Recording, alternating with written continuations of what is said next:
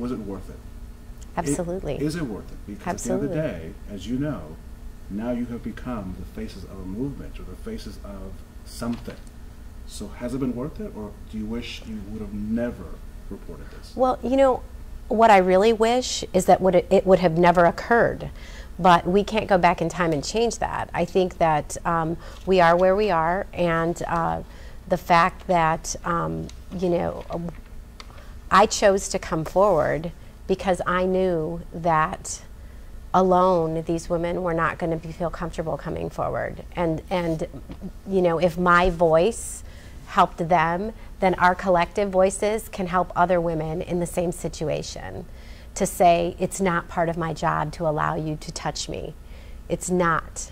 And so I think that I don't regret any of it. No, I don't regret it at all. This is a question everyone has to answer. I'm sorry. I'll go to you. You could be last, since you're the last. How about you? Yeah. She comes out and she says, hey, it happened. Do you have to weigh? It was definitely a huge decision. It was not easy at all. And a lot of people have been really supportive. There have been a lot of negative opinions on Facebook, like you mentioned, but there have also been a lot of supportive people as well. And, you know, when they commend me or thank me for helping give them a voice, I thank Representative Reardon. Like, I could not have done this alone. And I still couldn't do this alone without these three women. Like, I could not sit here. I could not say any of these things. I couldn't do anything if they weren't with me. So women who have to do this alone, I can't even imagine what that's like. So let me push you just a little bit more. You give the ladies, your fellow colleagues, credit. But what got you there? Because you've seen other cases around the country. This is a lot. And I don't give Facebook a lot of credence, but I know that Facebook likes to stir the pot, right? I mean, all kinds of people can say whatever. But what for you did you say, if I do this, I'm in? I mean, so what was it? Was it that power, or what got you there? That was the initial step, and this has always been a topic that I've been passionate about. Things have happened in the past, not just this incident of sexual harassment, and I haven't done things in the past.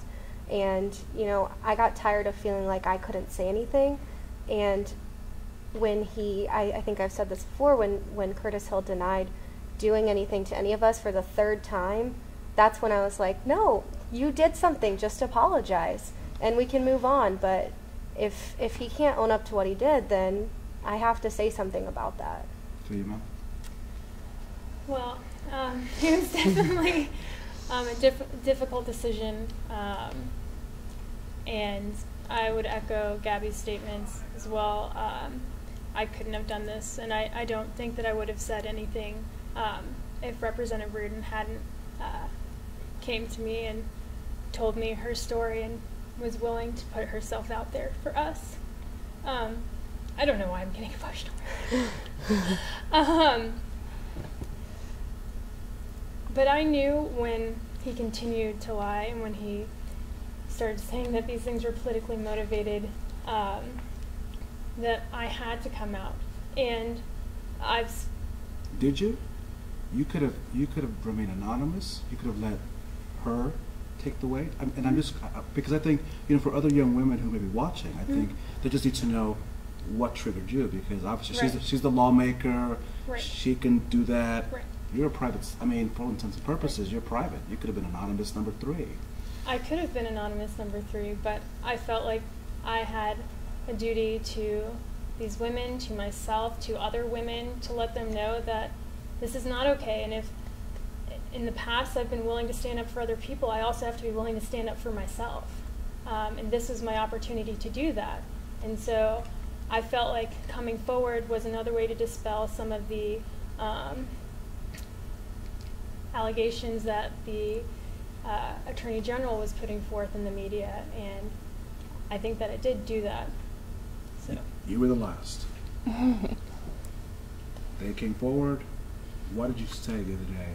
Listen, this is it. I want to talk about this. Well, it definitely was not an easy decision. It's one that I still struggle with today. You know, deciding was it the right thing to do, was for myself, for my family, and I am confident that it was. I mean, I feel liberated. I feel free. I'm not going to allow the Attorney General to continue keeping me silent. I know what I saw, and I know what I saw was wrong. And you know, as a Latina, this is something that culturally we don't speak about because it's looked down upon, because it can bring shame to your family. And that's something that I did not want to bring to my name or to my family. But I know I did nothing wrong. He did. I did not. They did not. So it was my time to speak.